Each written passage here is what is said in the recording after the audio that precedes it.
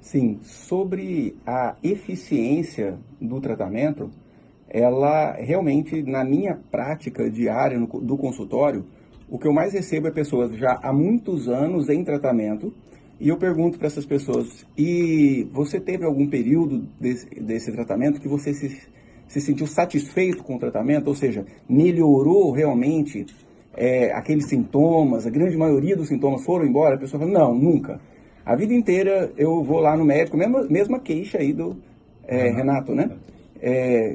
Que eu vou lá e o médico mantém o mesmo remédio. Eu falei, olha, realmente não é o tipo de medicina que eu faço.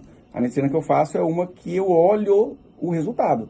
Porque não adianta nada, você está tomando um remédio, continua com sintoma, vai tomar remédio para quê? Não precisa. Né? Igual uma própria terapia mesmo. Né? Muitas vezes o paciente ele está numa psicoterapia e eu pergunto para ele, você está vendo efeito nessa psicoterapia? Você sente que está te ajudando? Você sai de lá melhor do que você entrou, mais orientado? Você tem insight? Ou seja, você cai alguma ficha que sozinho você não conseguiu ter? Ah, sim, com certeza, está ajudando muito. Ótimo, mantém. Não tá, vou lá, sai do mesmo jeito, a pessoa só escuta, o terapeuta só escuta. Muitas vezes acontece. Né? E às vezes até bons terapeutas não conseguem ajudar fulano ou ciclano por conta de uma dificuldade de identificação que tem que ter no processo terapêutico. E também no tratamento medicamentoso tem que ser feita essa avaliação. Se eu me dou por satisfeito, ou seja, eu mantenho o tratamento, que é um tratamento de manutenção, se a pessoa estiver bem. Como que funciona um tratamento, então, para ansiedade e é da mesma forma que acontece para a depressão? A gente passa por uma fase que geralmente é de 1 a 3 meses de ajuste da medicação. A gente vê qual a medicação e qual a dose que a pessoa responde bem. Ou seja, 90% dos sintomas foram embora. 90% daquilo que incomodava na vida da pessoa foi embora. 80, 90, pelo menos. Na hora que a gente chegou nessa fase, a medicina, a ciência mostrou que se eu tiro o remédio nesse momento que a pessoa melhorou, depois de algumas semanas, 2, 3, 4 semanas depois, a pessoa volta a ter sintomas. Então estabeleceu-se um período de manutenção do tratamento. Essa manutenção do tratamento, o paciente ele toma a medicação mesmo se sentindo muito bem. E esse período de manutenção vai de 8 meses a 1 ano, segundo alguns autores, e a unanimidade que um período um pouco mais prolongado traz uma possibilidade da retirada da medicação com mais sucesso. Ou seja, eu coloco uma média de 10 meses bem. Tomando o remédio, a gente já está tecnicamente autorizado para diminuir a medicação e zerar, parar a medicação, ou seja, alta do tratamento medicamentoso, 10 meses bem. Então, o período de ajuste da medicação, uns 3 meses, mais 10 meses bem, se sentindo bem com o remédio, depois mais uns 2 ou 3 meses reduzindo, fazendo o desmame do remédio. E a pessoa realmente fez início, meio e fim. O que acontece é que as pessoas tomam uma medicação que não está sendo efetiva, numa dose que não está sendo efetiva, muitas vezes fazem, como o Renato, tomam por conta própria, sem que isso esteja resolvendo. Então, não adianta.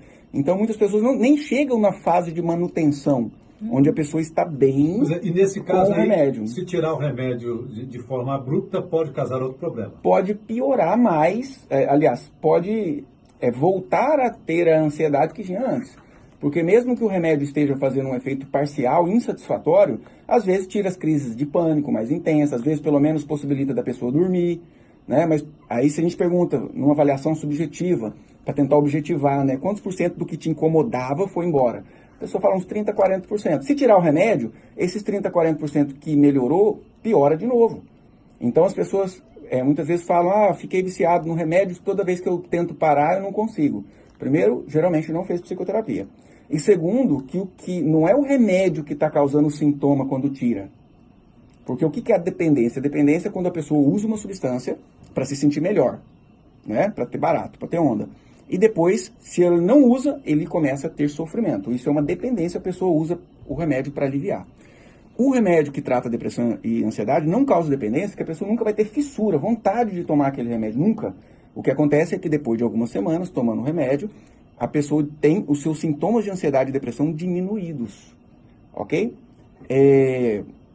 Então, muitas vezes nós temos aí que a pessoa acha que vai causar dependência, mas o retorno dos sintomas é o retorno do sintoma que ela já tinha antes.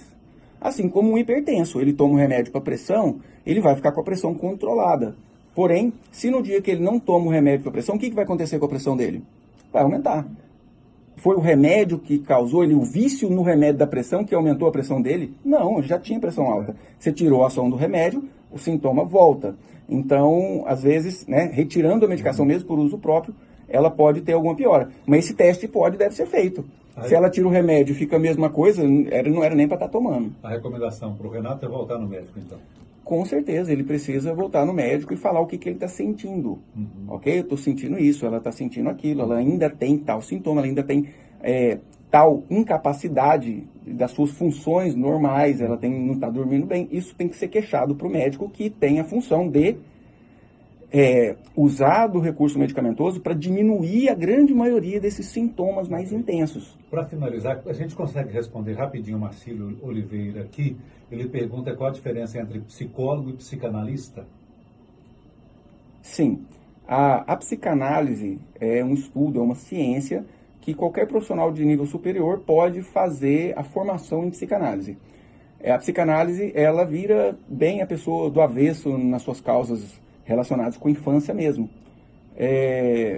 Mas a ciência tem mostrado, né, as evidências têm mostrado que uma psicoterapia cognitivo-comportamental mais prática devolve mais em resultados.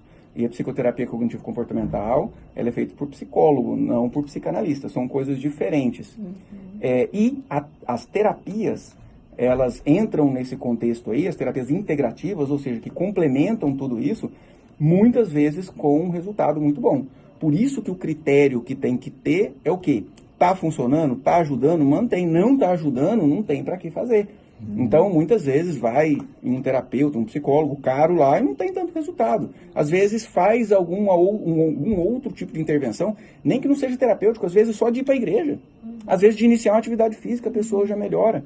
Então, quer dizer, o que está dando resultado na vida da pessoa é o que ela tem que manter. Então, essa avaliação, ela tem que ser feita. A gente não pode aí ficar se contentando com pouco. A gente tem que ter uma vida plena, tranquila, onde eu tenho as minhas necessidades e as minhas, digamos assim, os meus desejos de crescimento satisfeitos. Okay. Doutor Jim, quem está nos ouvindo quer falar com